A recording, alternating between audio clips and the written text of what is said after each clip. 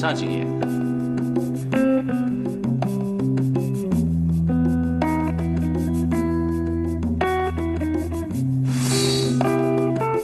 好，搬椅子的都快点！哎，那边那小伙子，你别叠东西了，来把这音箱给我搬出去。在这儿支2个音箱像什么呀？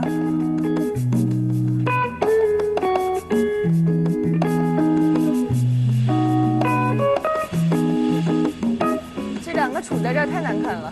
怎么回事？桌布上有皱痕。李小姐，不好意思，我们很快就会弄好，你放心。啊，好，大家都很有经验的，你放心。快一点。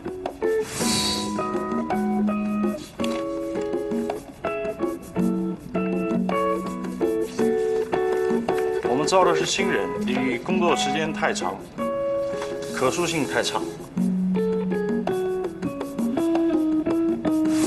后来还挺好的哈。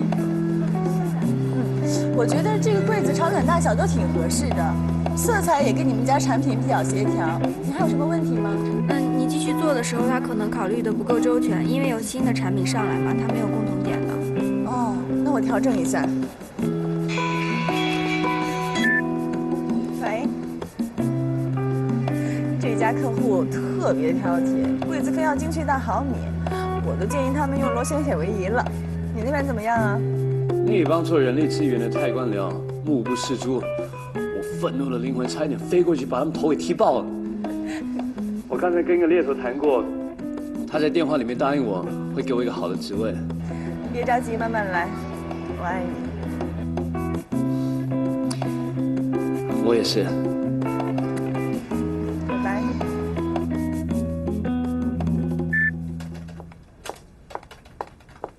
哎，为什么少给我报了20块钱呀？你有张20的打车票是双休日的，按照规定，双休日的票一律不报销。可那天我是为了公事啊。那你看，我那天从花园酒店会场到鲜花店订花，为了避免员工夹带门货，财务部规定了双休日的发票一律不报销。这个钱我是为公事花的，为什么不给我报？一直以来我们都是这样规定的。我就不认这理儿了，凭什么我为公司跑腿还得自己搭钱？我不占公司便宜，可公司也不能占我便宜吧？什么事情？吕笑笑 ，Frank， 这钱我是为公事产生的花销，干嘛不给我报啊？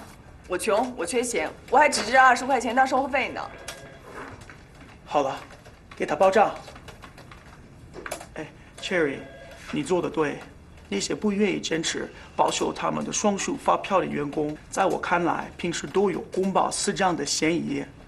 俗话说，不做亏心事，不怕鬼敲门。如果连自己的权益都不敢争取，只能证明心虚。只有为自己利益争取的员工，才值得去信任，富有诚心。黄瓜2块6，芹菜3块8，豆腐1块2。猎头说啊，光兴天下公司有个高级公关经理的职位特别适合我，让我等他电话。你放心，我很快就会好起来的。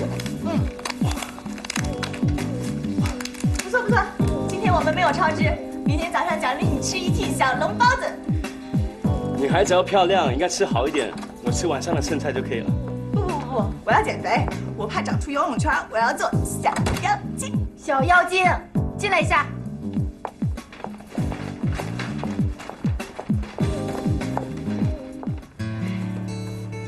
这件衣服呢买小了，给你吧。还有这件也有点小，都给你吧，便宜你这死丫头。还有这个包，我也没什么配它的，你就偷着乐吧。这个吃饭时候点多了，我现在啊实在吃不下了。你从小送我礼物都这么凶巴巴的，谁让我是你姐呢？有姐真好。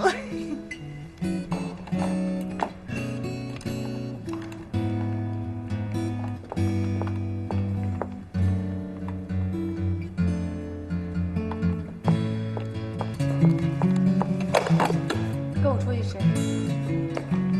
好啊，走了。饭好不浪费。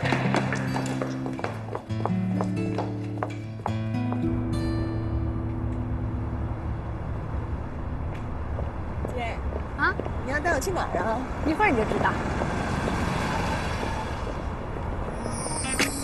嗨，林阳。佳丽。哎，这个是我的大学同学林阳，我表妹吕笑笑。你好。上车吧。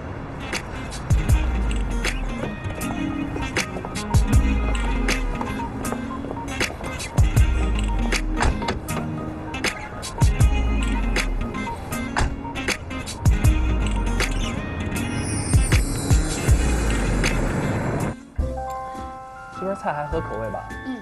挺好的。还不错，挺有特色。哎，这笑笑不太喜欢说话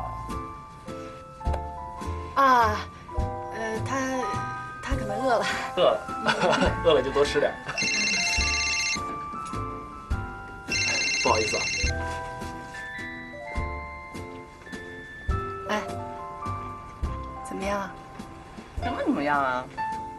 我给你介绍新男朋友啊。我吃饱了。不能在一棵树上吊死，林阳可比卓源强多了。爱情又不是买菜，我爱的是卓源。吕笑笑，我告诉你，必须听我的，要不然我就家法伺候。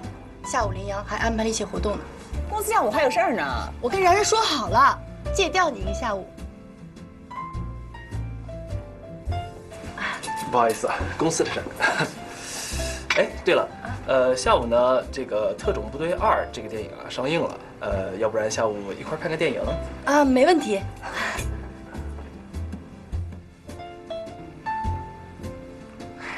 来，救我！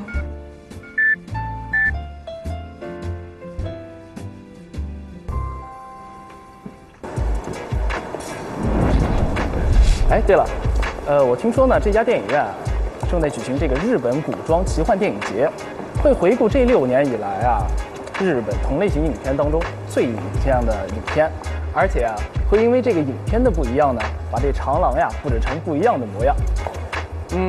喏，你看那边就有。日本古装电影，6年前。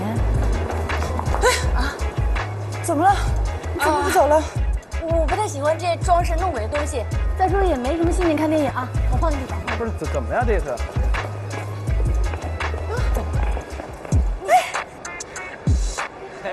来了，来介绍一下，这是我男朋友卓源，林阳，这是我的名片。你是光兴天下公司的高级公关经理？刚刚跳槽过去，大家都是公关圈的人，以后多多关照。高兴认识你。哎，吕笑笑，拜拜。你不好意思啊，这没事。误会。这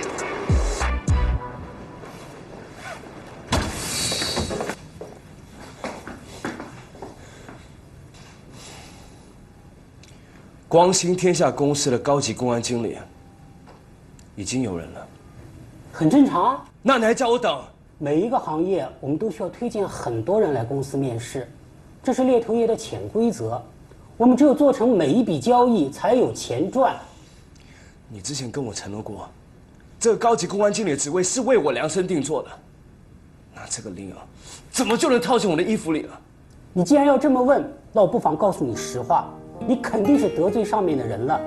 现在你已经全面被公关业封杀了，你不可能在公关业再找到任何工作了。我劝你还是退出公关行业这个工作吧。那要是我能找到呢？这个行业是最讲究人的关系，现在你的人脉关系已经全部断了。如果是你找到了工作，那么是我看走了眼，那到时我退出这个公关行业，好吗？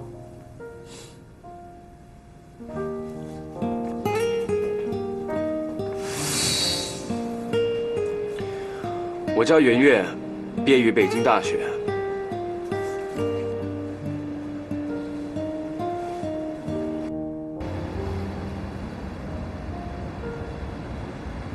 Cheers。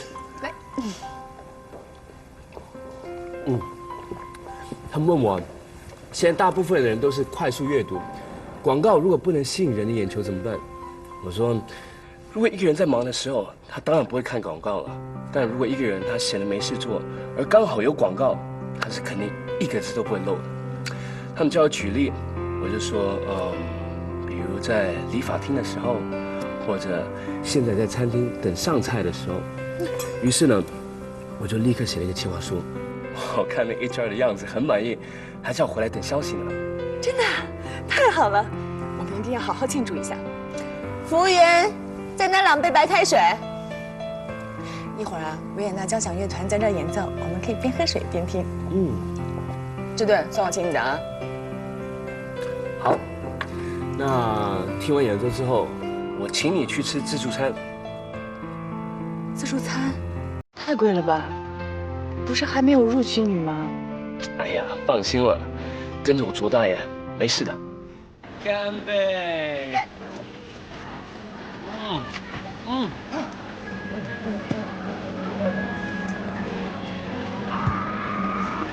喂，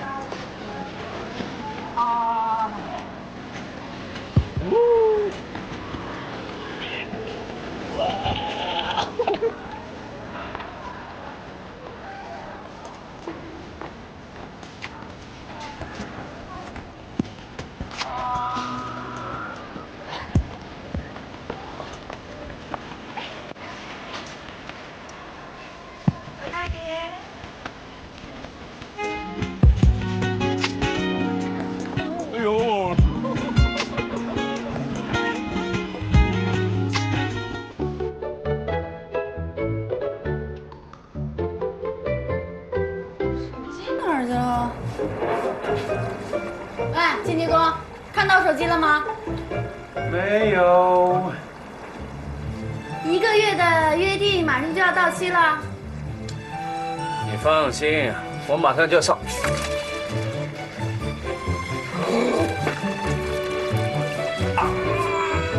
糟糕！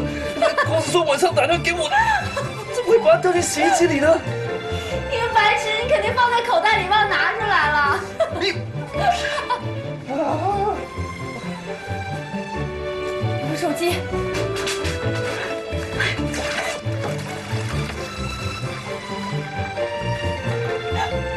我怎么也落在衣服口袋里了？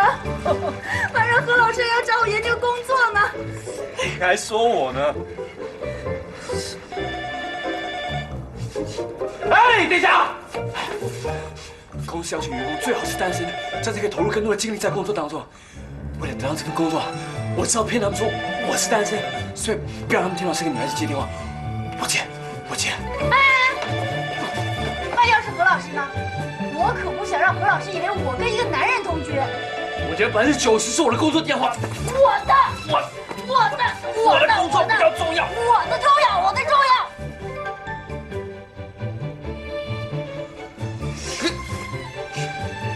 我的房子我做主。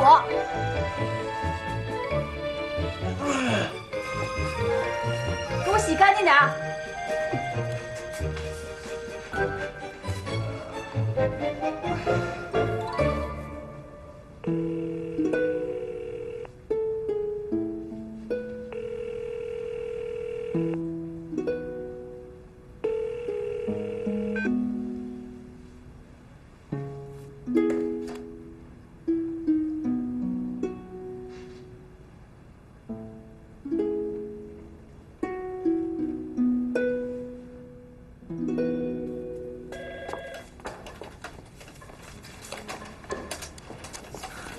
怎么了你？发工资了还不开心？本来有3000块钱，结果被他们扣了一大堆我从来都没听说过的保险和税，现在只剩下1286了。这你就不知道了吧？咱们公司的财务部每天都想着怎么给咱们下圈套，圈来圈去呢，就圈出了公关界的纳税大户。纳税大户可是有奖励的，所以啊，这就是他们为什么拼命扣咱们钱的原因。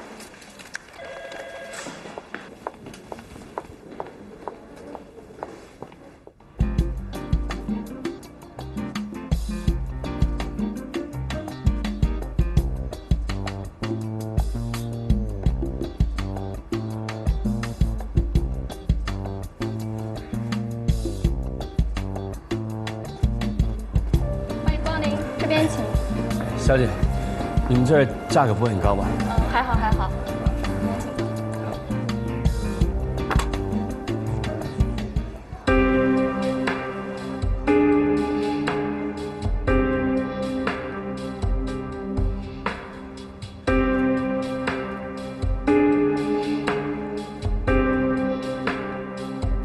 你们抄袭我的创意，为什么不通知我？你有什么证据说我们采用了你的创意？美发店都张贴广告了，要不要把那广告私下扔到你面前啊？美发店贴广告，那是我们首席创意的点子，跟你有什么关系？打着招聘的旗号，抄袭应聘者的点子，你们这群垃圾啊！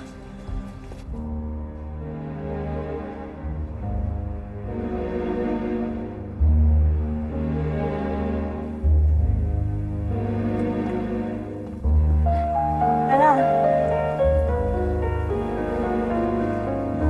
你这是做什么？我知道你今天心情不好，想让你开心一些。那些骗子就别理会他们了，先坐吧。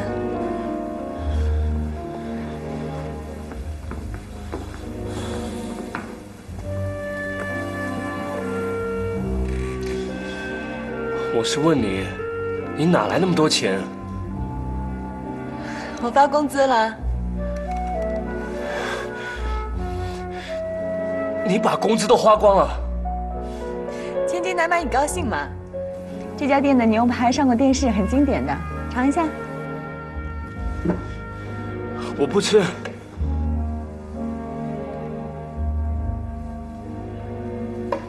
我做错什么了？你这么凶？我问你，你把工资都花光了，那你这个月吃什么喝什么呢？天无绝人之路嘛。为什么你做事情啊，永远都不会考虑到后果呢？我觉得你高兴是最重要的。我不高兴。你的意思是，我做的一切都是白费心思？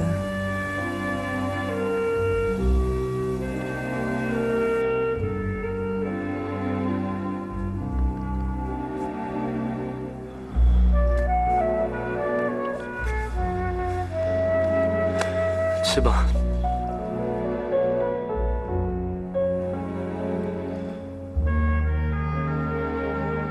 你不吃我吃。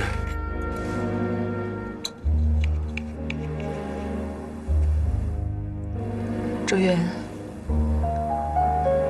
你变了。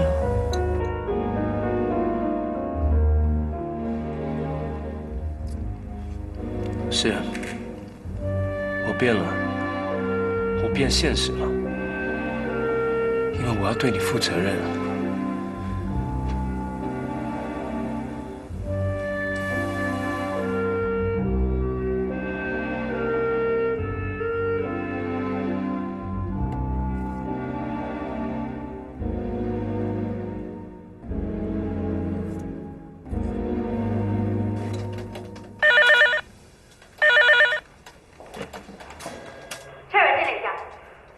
好，这次为品牌设计的灯箱，跟我当初看到的样品相比，有天壤之别。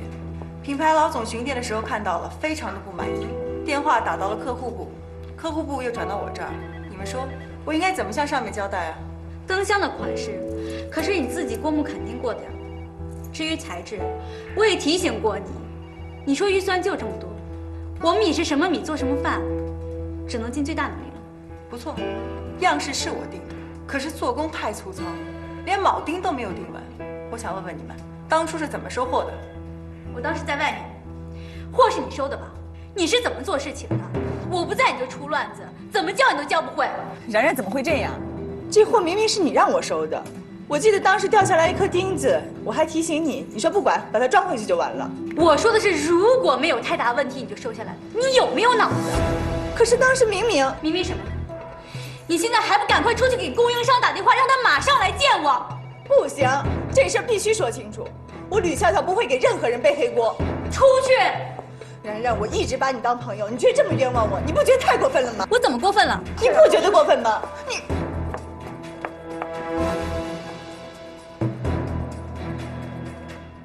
你说，冉冉怎么会这样？我看你是太冲动了。安若慧也不是来追究责任的，她就是来表明一个态度，做给上面看嘛。正因为冉冉知道，才把你推出去的，这样给对方一个台阶下，这事不就了了吗？你看你，跟个炮筒似的，人家还没点呢，自己蹦起来了。我就受不了别人冤枉我。不是冤枉你，是公司政治。下属是来做什么的？就是给上司当挡箭牌的呀。你不是就挨了点骂吗？有那么受不了吗？我告诉你，骂你才是把你当心腹，成天对你嬉皮笑脸、客客气气的，还指不定葫芦里卖什么药。可我当时也没拿你当挡箭牌呀。你可以拿我们当挡箭牌啊，但是你不用，过期作废。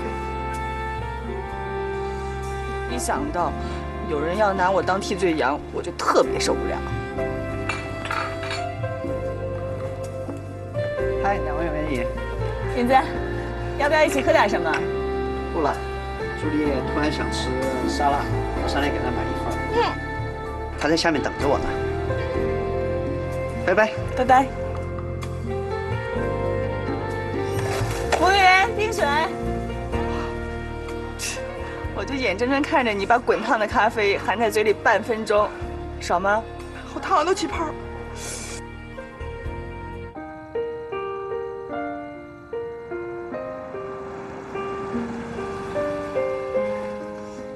谢谢你送我回家。明天见。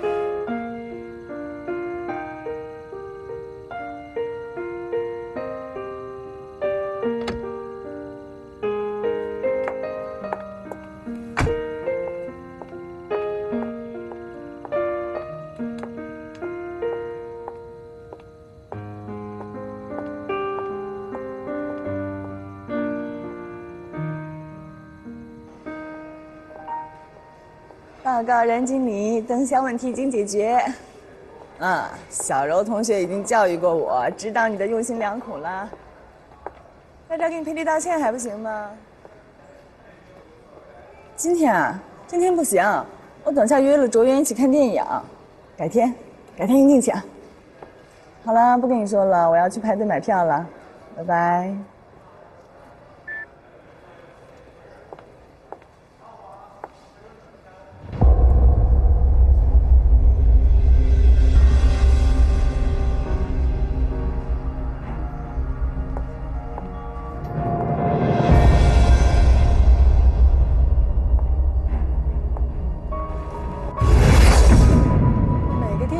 专区，这种方法还挺好的。下回活动的时候可以借鉴一下。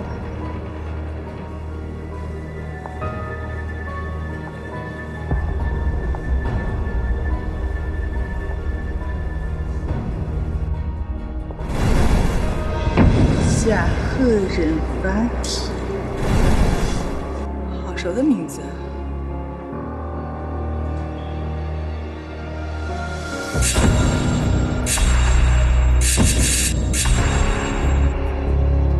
为什么这么眼熟？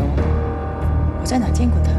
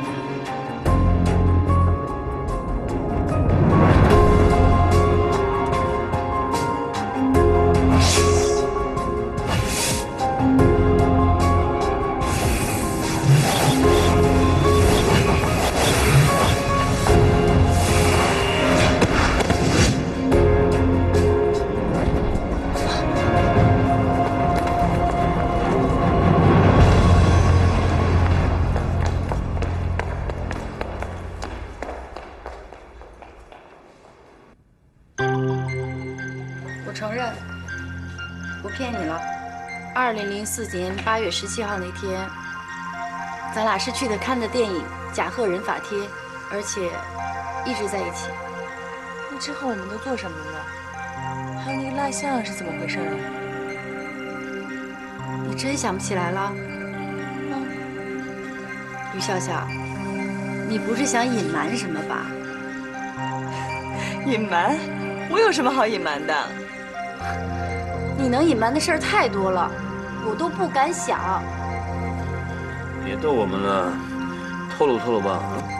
卓大爷，你要想好了，听还是不听？你会听到一个完全不一样的吕笑笑。姐，你快说吧。好，我给你们讲讲。他小的时候，特别喜欢跟几个小朋友呢，在外面打着手电讲鬼的故事。晚上回家睡觉的时候，半夜经常被吓得哭醒，大概持续了有半年的时间。所有的医生土方法全试了，没用，最后自己好了。可是呢，奇怪的事情就一件接一件。蚂蚁，各种蚂蚁见过吧？我们小时候都有这种按死蚂蚁这个动作。可是吕笑笑不是这样，她是给吃掉，满嘴全嚼了蚂蚁的碎屑。哎，女大十八变，吕笑笑同学在变之前没法形容。哎，其实也没那么丑了，反正就是有点自卑。她从来不敢跟我在一起，因为她觉得表姐是最漂亮的，她自己特丑。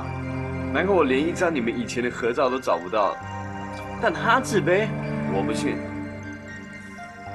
同学，你是不是在讲评书啊？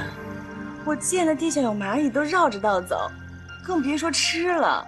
啊，当然了，如果是我没看见踩死的，那只能说他命不好。哎，你们两个有一点那个唱双簧的意思啊。看你来猛一点，来。我想想。但是我现在说什么，你们都不相信。你是要好好想想，赶紧编出来一个吕笑笑的疯狂事。我想起来了，有一次我去找他们家每一个角落全找遍了，找不到。后来我突然在房顶上看到他，而且举了一把刀，满脸全都是血，把我给吓的。嘴里还嚼着东西，嘴上还淌着血，哎呦，吓死了！不敢想，不敢想。不会吧？都成吸血鬼了？啊，嘴角有血是我编的，其他都是真的。为什么不让我吃？你知道他在干什么吗？解剖一只老鼠，也不知道从哪儿弄的，特恶心。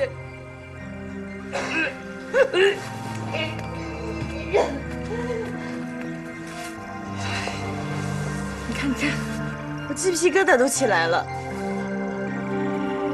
没想到你还好这个口哎，那以后我得小心点。如果哪一天我神不知鬼不觉被你解剖，对，你最好离我远点。哎呀，解剖老鼠，我见了老鼠就害怕，还解剖。他说什么我完全想不起来，一点印象都没。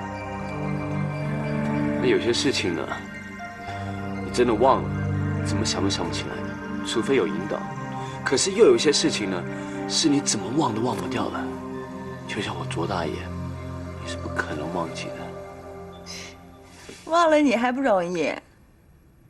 唉，你说我姐姐是不是得了妄想症？净说些不着调的话。我现在怀疑你们两个都有问题。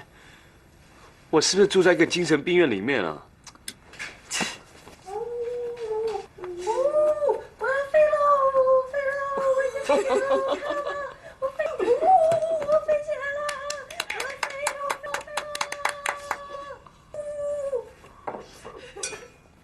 有那么可笑吗？我告诉你，这就是我这250的妹妹干的事儿。你还是没想起来啊？她都已经把我这儿当成精神病院了，再这样，我真成精神病了，完了。他是真的什么都想不起来了。哎，那你说说那个解剖老鼠怎么回事吧？他告诉我就是想看看老鼠那个尾巴是怎么长出来的。他总担心自己的那个屁股后面吧也长出来一个尾巴。啊，真把自己当成女版的达尔文了。那你说那个呜，我要飞是怎么回事？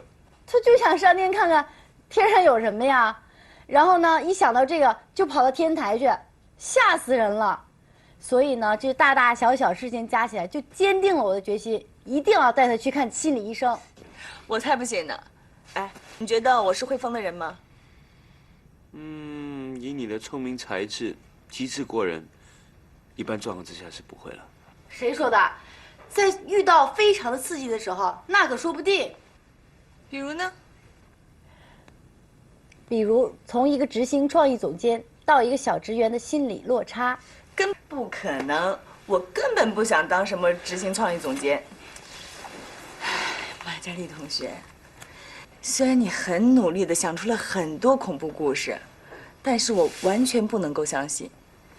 你说我受过刺激，得过妄想症，看过心理医生，那好，你把心理医生给我找出来，我们当面对质。好。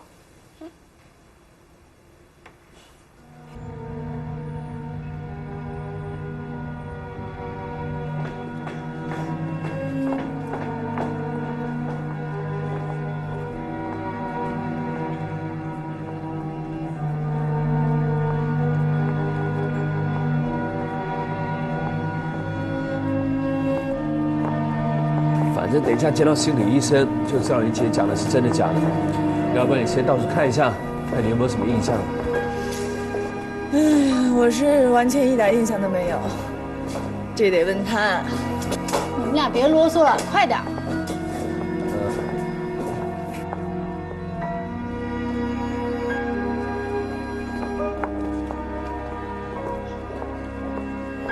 表姐，楼下指示牌都写了，这层根本没有你说的那个心理门诊。可是我记得就是这儿。你看我一点都不记得。哎，护士小姐，麻烦问一下，心理门诊是在这层吗？心理门诊啊，你们没前去挂号台问一下吗？我们这儿的心理门诊已经取消3、4年了。啊，我们来得及就直接上来了。那能不能问一下，之前的心理门诊是不是有个姓黄的医生，个子很高很瘦？怎么了？我有个朋友心理状态一直不好，5、6年前就是黄医生帮他看好的，可是最近呢，他又受了一些刺激，找了很多医生都没看好，我们还想再找黄医生看看。黄医生，我还真没听说过。哎，等一下，你说的那个医生是不是说话带点南方口音，而且还戴了副眼镜儿？对，就是他。那你说的应该是老王，那可是我们原来医院心理科首席专家。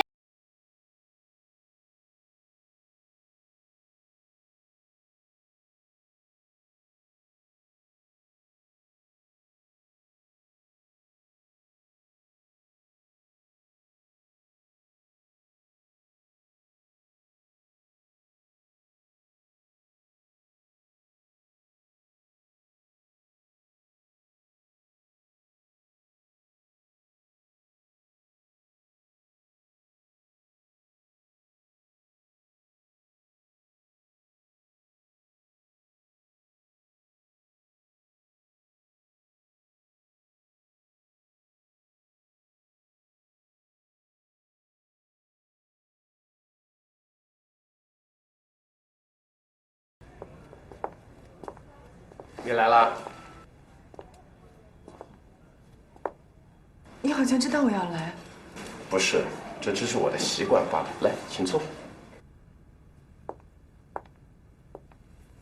那您认识我吗？当然认识，你叫吕笑笑。你怎么会知道呢？我见过的人，我都记得。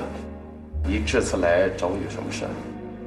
这次，那就说我以前就见过你。是的。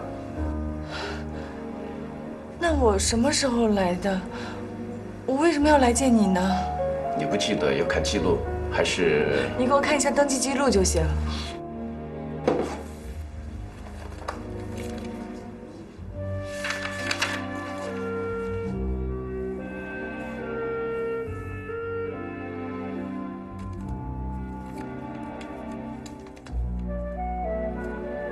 那天你不是一个人过来，好像是你的一个表姐送你过来的，挺漂亮的。王佳丽，那他为什么要送我来呢？送你来的，你的那个表姐把你的情况都跟我说了。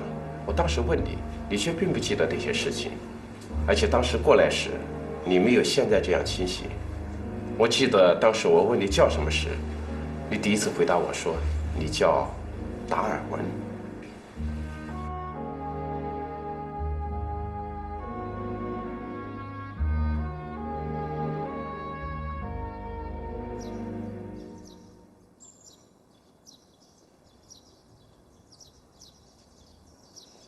哎，来打我一下。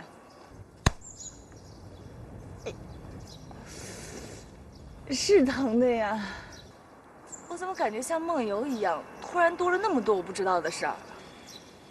你不知道的事情可多了。不过我觉得那个心理医生有点怪。你觉得他哪点怪？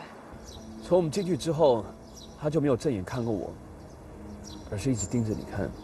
而且从他的谈话当中，我感觉他知道我们要去找他，而且知道你要问他什么。没错，我看他的病历记录和他说的话跟我姐说的基本一样。哎，你有没有看病历记录上写那天我去看医生的时候是几点？好像是下午2点38分吧。那什么时候离开的？没看。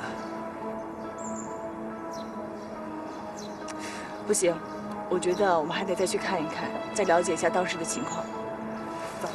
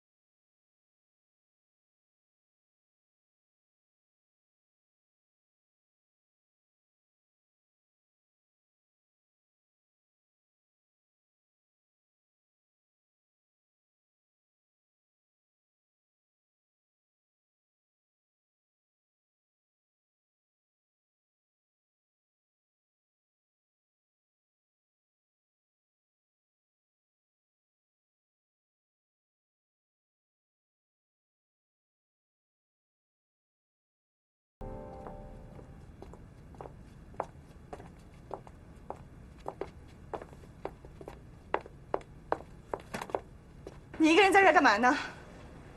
我约了一朋友有急事儿啊，他咖啡没收走，你看。你以为我相信吗？哎，坐下讲吧，啊。表姐，我们见到医生了，跟你说的差不多，还夸你是个美女人。那反正呢，我们听那个医生说着说着就觉得不太对劲，他好像早就知道我们要去找他。更奇怪的是呢，后来我跟笑笑想回去跟他确认一些事情的时候呢，却发现那里人去楼空。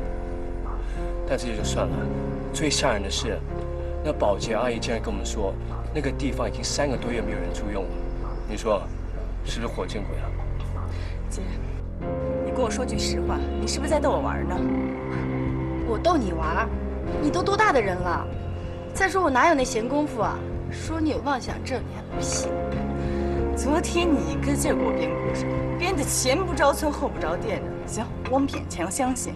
今天你又带我去看心理医生，结果刚一到那儿，你接了一个电话说有事儿走了。现在好，一个人坐在这儿喝咖啡。我看你不是没功夫，是功夫大了。你跟他们合起伙来骗我，给我演戏。啊，你骗我也就算了，你还把他给扯上。他不就在你家客厅里住了几天吗？你至于这样吗？香香，对，为什么要扯上卓越？我也想知道。我现在能知道，我全告诉你了，可是你还是想不起来。我看你是最近压力太大了，妄想症前兆。